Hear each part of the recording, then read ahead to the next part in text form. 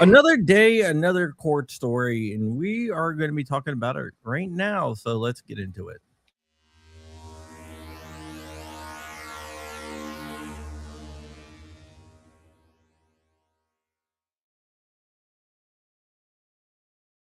Okay, my name is John Crump, and I'm a journalist, and I am joined by my fellow co-host, Flying Rich, who is a professional co-host, apparently, because he's co-host everyone's show. But he won't start his own, even though we keep on telling him to start his own. But maybe I'll start one tonight. There you go. There you go. You're going to start a podcast tonight or something like that. Okay, today we are going to be talking about the latest in the California versus the 3D printing guys. But first, my 50th birthday is coming up, and if you want to give a super chat to go to a birthday present for me, you can, and it's all because of some jerk. First off, I don't believe you're 50. Yeah, I turned 50 on Monday. And wow. If we do get whatever, I'll do like a live stream on my birthday or whatever. But yeah, so this is all because of some jerk, by the way. Yep. Rich knows what I'm talking about. That's funny. How do you like that? Okay. Today we're going to be talking about CTRLPEW LLC and Alexander Holiday versus David Chiu in his official capacity as San Francisco City Attorney, and Rob Bonta in his official capacity of AG of California. This is a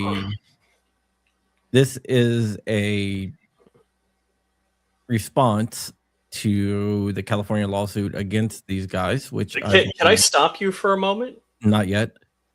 I believe that it violates the First Amendment. Tax Sub, did you see my message? Just let me know.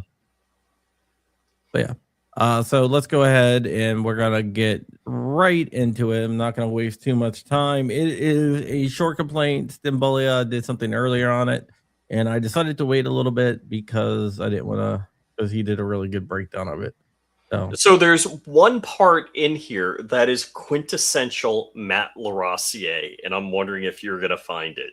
Yeah, I already know. So let's just go and read through it. Rich? Yeah, you. Let's go. Oh, you got to put it on the screen. It's on the screen. Not my screen. Can you guys see it out there? I see me. I see you. Can you guys see the document out there?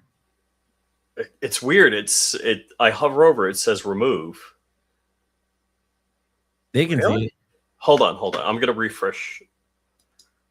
All right, I'll start reading it. This pre-enforcement civil rights action under 42 U.S.C. Section 1983 and the Declaratory Judgment Act 28 U.S.C. Sections 2201 through 2202, seeking declaratory and prospective injunction relief to prevent the extraterritorial application of California Civil Code Section 3273.61 and 3273.625 to the plaintiff's protected speech and lawful conduct occurring wholly in Florida.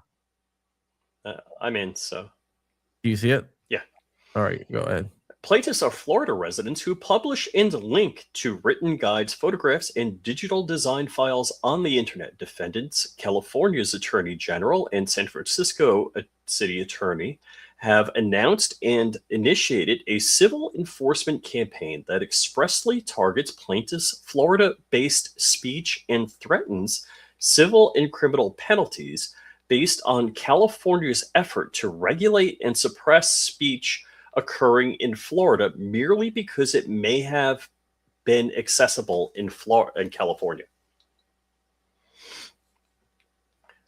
Plaintiffs have been forced to self-censor and cease registering copyrights for his work as a result. Okay, let me explain that. When you register a copyright, it goes into the Library of Congress, which can be accessed from anywhere. Even California? Even California, anywhere. there's no blocks on it, and there would never be any blocks on anything. Are you saying firearm manufacturers might patent their firearms, and then you could find those patents in the Copyright Office and then download the schematics and build them in California? Yes. So that's what they're talking about there. But let's go ahead. There's a bunch of jurisdictional stuff. Well, let's just read through it. It's not that long. Usually we'll skip this, but let's go ahead. Jurisdiction and venue. This court has subject matter jurisdiction under 28 USC 1331 and 1343 because this action arises under the Constitution and laws of the United States, including 42 USC 1983. This court has authority to grant declaratory relief under 28 USC 2201 and 2202, and prospective injunctive relief under court's equitable powers. Plaintiffs also seek attorney's fees and costs under 42 USC 1988. Personal jurisdiction is proper because defendants have purposefully directed an enforcement campaign at identified Florida residents and Florida-based publication activity by filing a civil enforcement complaint that names plaintiffs and seeks to impose civil penalties and injunctive relief on plaintiffs for purely Floridian speech and links published on the open internet, publicly announcing that enforcement action and characterizing plaintiffs' Florida publication activity as unlawful and thereby causing and intending to cause the brunt of the constitutional injury, plaintiffs' chilled speech and self-censorship to be felt in Florida. And that's a case Calder v. Jones, Defense Distributed v. Grewal, and that's out of New Jersey. Well, I think it's interesting that they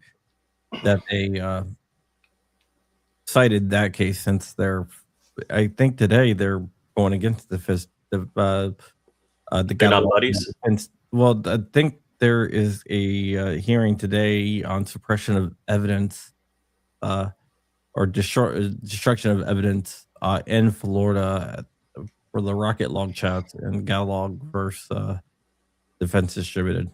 But and they cite another case, Media Matters for America versus Paxton. Venue is proper in this district under 28 USC 1391 B2 because a substantial part of the events and omissions grieving rise to plaintiffs' claims occurred in this district, including plaintiffs' publication activities and the resulting chilling and self-censorship in Orlando, Florida. Parties. Plaintiff, CTRLPEW LLC, is a Florida limited liability company with its principal place of business in Orlando, Florida. Plaintiff, I'm not going to say his name, Alex, is... Yeah, I don't think Alex, I don't think he really hides his name. Okay. My buddy Alex is a natural person domiciled in Orlando, Florida. Defendant, Rob Bonta, is the Attorney General of the state of California and is sued in his official capacity for prospective declaratory injunctive relief ex parte Young 209 U.S. 123, 1908.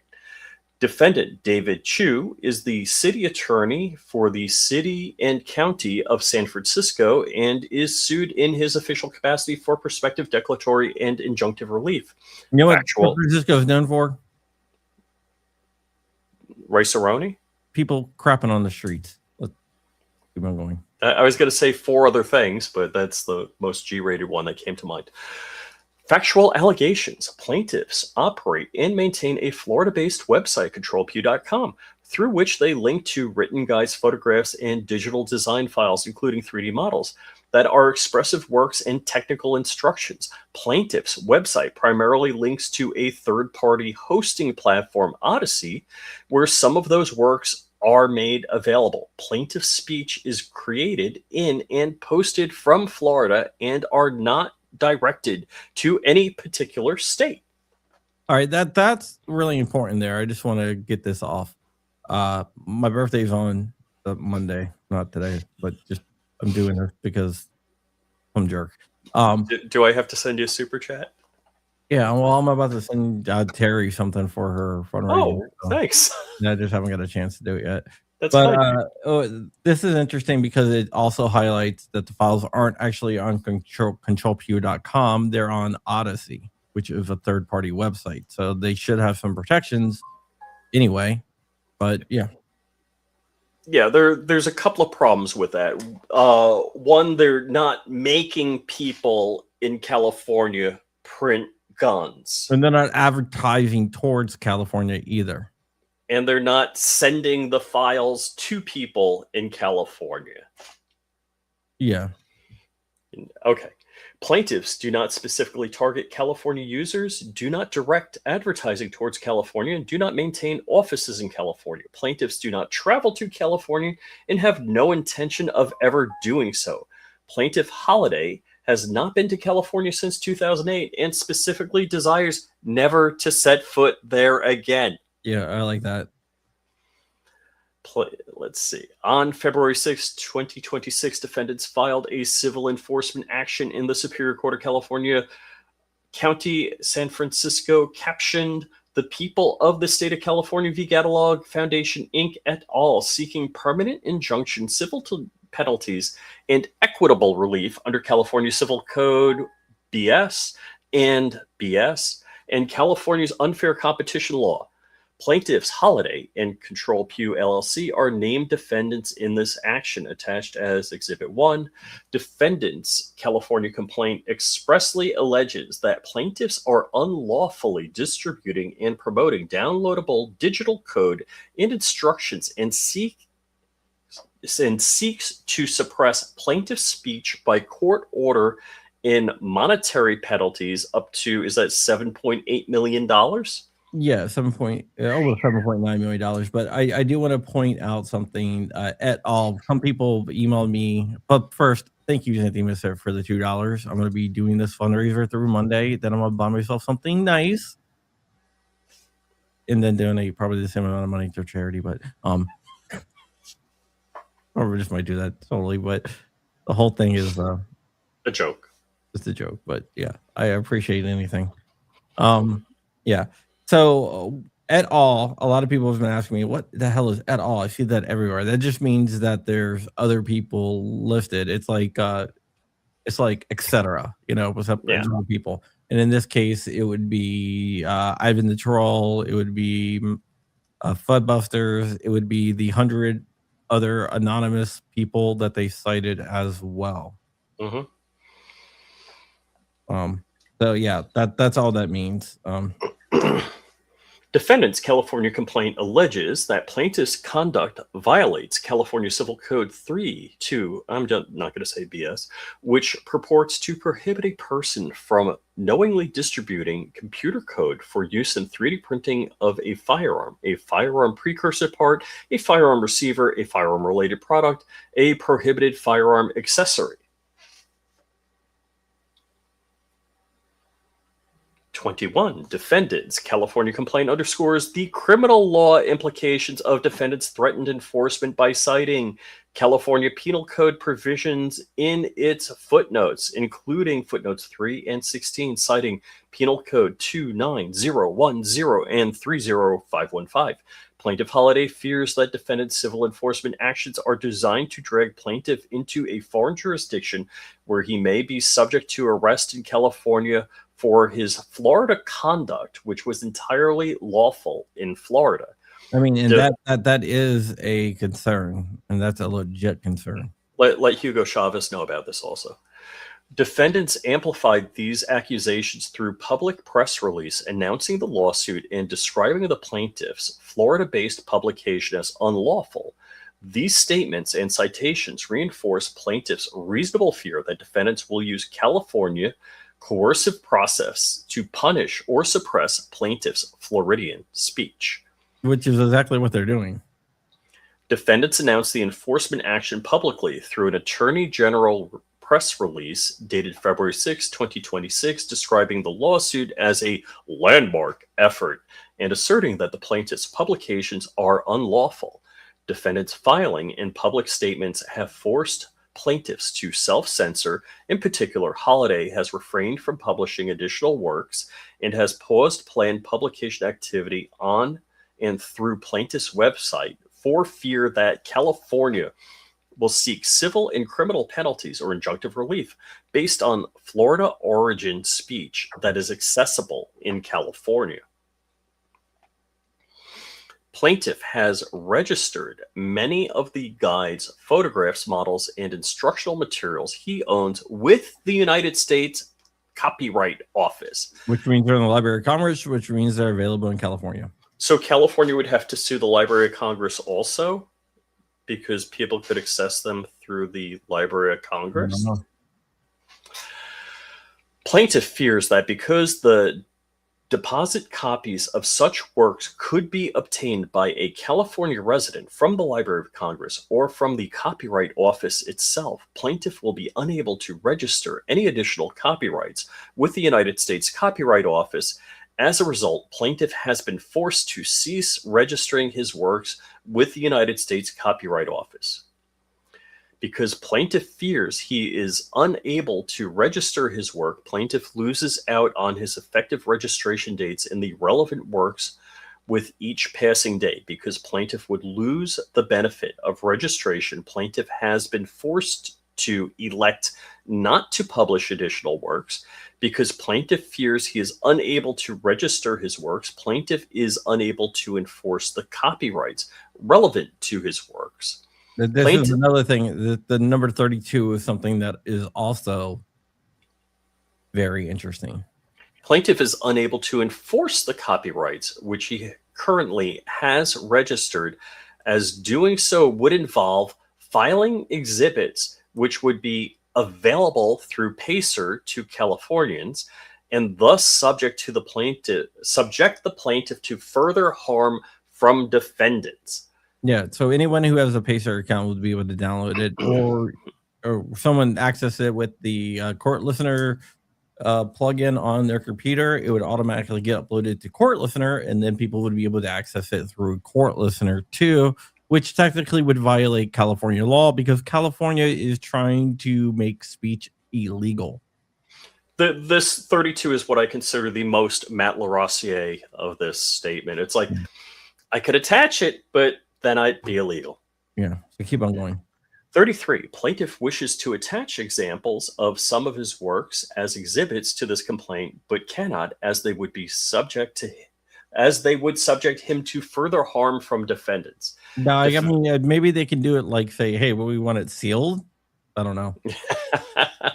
Defendants have not served plaintiffs with process in the California action as the filing of this complaint.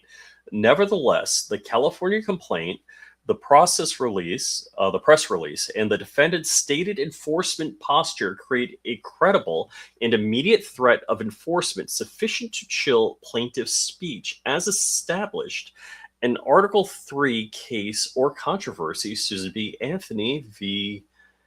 Dryhouse? I'm not familiar with that. Yeah, I actually referenced it in an article yesterday. Oh, okay. This action does not seek to enjoin, stay, or interfere with proceedings in California state court. Plaintiffs seek only declaratory and prospective injunctive relief, preventing defendants from applying California Civil Code 327361 and 327325 to plaintiff's speech and publication activities undertaken wholly in Florida. Plaintiffs' guides, photographs, instructional materials, and digital design files constitute expression protected by the First Amendment. Courts have recognized that technical information and computer source code are speech for First Amendment purposes. And I believe that's Ninth Circuit. Yes, it says Ninth Circuit Court. Yeah, Ninth Circuit, which is where California is. Florida is in the 11th Circuit. Claims for relief. Let's see. Against Bonta and Chiu, plaintiffs incorporate paragraphs 1 through 36 as if fully set forth herein. Defendants acting under color of state law have initiated and threatened enforcement under California Civil Code 327361 and 327325 to suppress and penalize plaintiffs' protective speech published from Florida on open internet. As applied to the plaintiff's Florida-based speech, the challenged enforcement functions as an unconstitutional prior restraint and content-based restriction is not narrowly tailored to any compelling governmental interest and has caused plaintiffs ongoing and irreparable injury through forcing self-censorship and preventing registration of its works with the United States Copyright Office. Plaintiffs are entitled to declaratory and prospective injunctive relief, barring defendants from enforcing the challenge provisions against plaintiffs based on speech and publication activities undertaken wholly in Florida. Count 2. So 42 U.S.C. 1983 14th Amendment due process extraterritorial enforcement against Bonta and Chiu. Plaintiffs reallege and incorporate by reference paragraphs 1 through 36 as if fully set forth herein. The Due Process Clause limits states' authority to impose its law extraterritorially on persons with insufficient context to the state and to punish or enjoin conduct that occurs wholly outside the state's borders. What California is going to say here is California is going to try to make an argument that since the files are available in California through the internet, that's interstate commerce. That's just what they're going to say. But if they're looking for them to prevent this, shouldn't the California government have a firewall preventing things coming in? Great Firewall of China. Or maybe the ISP is just as liable. No, the ISPs, they're actually exempted by federal law. 43 defendants threatened enforcement against plaintiffs for Florida-based speech activity violates these limits. Defendants attempt to apply California Civil Code 32761 and 327625 to plaintiffs' Florida speech also deprives plaintiffs of fair notice and invites arbitrary enforcement because it conditions civil liability on the downstream acts of third parties and on the mere accessibility of speech in California. Plaintiffs are entitled to declaratory and prospective injunctive relief, barring defendants from enforcing the challenge provisions against plaintiffs based on speech and publication activities undertaken wholly in Florida. Count 3, declaratory relief, dormant commerce clause, extraterritorial regulation against Bonta and Chiu. 46, plaintiffs reallege and incorporate by reference paragraphs 1 through 36 as if fully set forth herein. As applied to plaintiffs' Florida-based publication and linking on the internet, California Civil Code 32761 and 3273625 operate as impermissible extraterritorial regulation by controlling conduct and speech occurring wholly outside California and by projecting California policy choices onto the national internet. An actual controversy exists between plaintiffs and defendants concerning the constitutionality of defendants' threatened enforcement as applied to plaintiffs' Florida-based speech, and plaintiffs are entitled to a declaration of their rights and defendants' obligations. Count 4. 42 U.S.C. 1983. All right, 49. Plaintiffs reallege and incorporate by reference paragraphs 1 through 36 as if fully set forth herein. 50. Plaintiffs' publication and technical instructions relate to the design and lawful manufacture of arms and arm components and facilitate the exercise of plaintiffs and others' right to keep and bear arms by seeking to suppress and penalize plaintiffs' Florida-based publication through extraterritorial enforcement. Defendants burden conduct protected by the Second Amendment. Plaintiffs are entitled to declaratory and prospective injunctive relief, preventing defendants from enforcing California Civil Code 327361 and 3273625 against plaintiffs in Florida based on plaintiffs' Florida-based speech. 53, prayer for relief. Plaintiffs respectfully praise the Honorable Court, declare that defendants threatened and ongoing enforcement of California Civil Code 327.361 and 327.362.5 against plaintiff speech activities undertaken wholly in Florida violates the First and 14th Amendments of the United States Constitution, declare that the defendants may not apply California Civil Code 327.361 and 327.362.5 extraterritorially to regulate plaintiffs' Florida-based speech and publications on the internet, primarily and permanently enjoin defendants and their officers, agents, employees, and all persons acting in concert with them from enforcing California Civil Code 327.361 and 327.362.5 against plaintiffs based on plaintiff speech and publication activities undertaken wholly in Florida. Award plaintiffs cost and reasonable attorney fees under 42 U.S.C. 1988 and grant such other and further relief as the court deems just and proper. Dated February 11th. Matthew Larossier. I think it's Larossier. Okay. I don't know. Can we call him and ask? I don't know. Something that I've always wondered. Everyone says Larossier, and I think it's Larossier, but I'm not sure. Is that like Stimbolier or Stimbolia? Yeah, basically Stimbolia is how you say it. Stimbolia. But yeah, one of the things that I wanted to bring up here, and this might be a little bit of a controversial take, is when states started passing like age verification laws for certain websites. I was like, I don't think that. I was like, I don't think this is constitutional, and I think this could get a bad,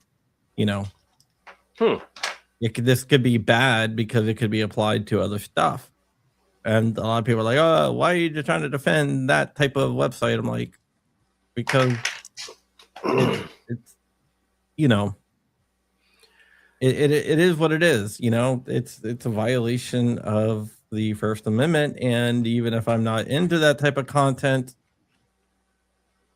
well, I mean that's like the Larry. What's the guy's name from Hustler? Larry Flint.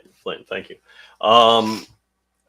It's like, while I may find what he does abhorrent, disgusting, whatever, it's the speech that needs to be protected, as in the trope that everybody uses when they talk about free speech and First Amendment, is the only speech that needs to be protected is the speech you disagree with. Correct. So I gotta hand it to Matt. I was very impressed with this brief. I thought it was some of his best work ever. Yeah. I like that. It's good how he did that. And I at first thought, wow, Matt's screwed, because the process is the punishment. But this still the punishment. Let's be honest. But this is a really substantial, I think, well thought out and very intelligent response. Yeah, it's a good strategy. I would have to agree with that, because in California, it's going to be nearly impossible to win. Yeah, and I've heard other lawyers. It's like, why would you fight them in that arena? Like in other cases based on venue issues, it's like, yeah, don't fight them in that arena. So Matt and anybody else named in the California press release have not been served yet. No. So, I mean, other than PR, like, what should they expect to have physical service of a summons? Yeah, they're gonna get it. I mean, they're definitely gonna get it. Physical. Sorry, let me just do a case search here. Give me 1 second here. I'm gonna just see if there's anything new. No, I already checked that. There's nothing. There's really? stuff today, but like nothing like it was like minutes and stuff like that.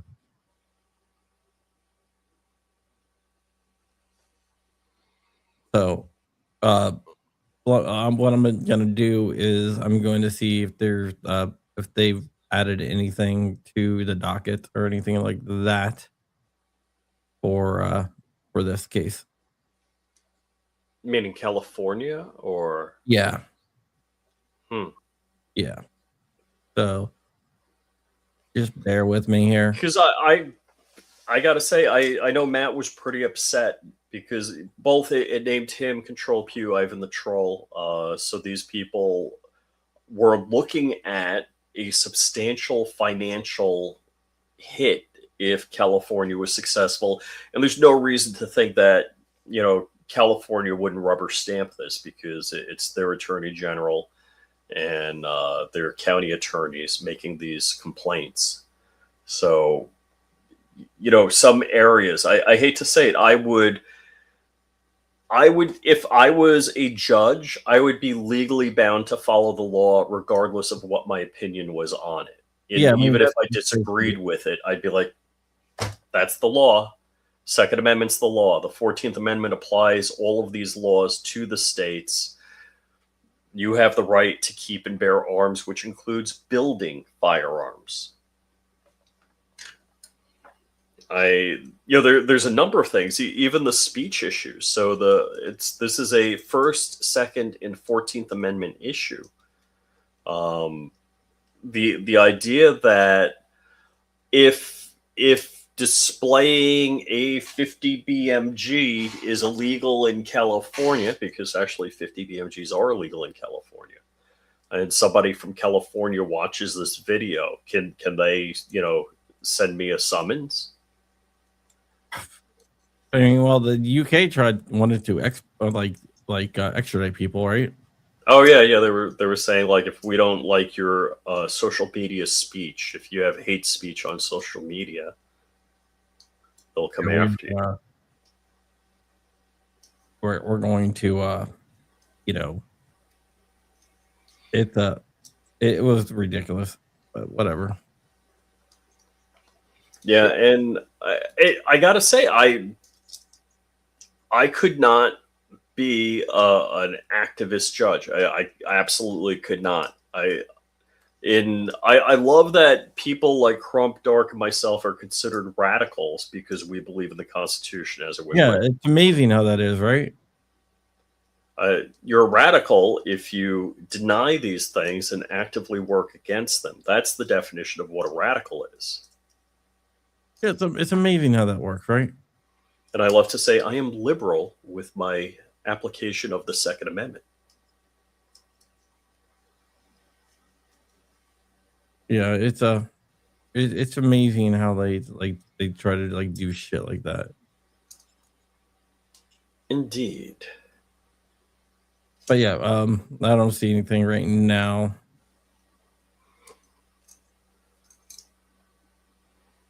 But who knows? It's one of those things that they have. One of the interesting things that I find interesting is this. I just want to share this because this is something. This is what we're fighting against, and this is what I want to share. This is a headline out of California.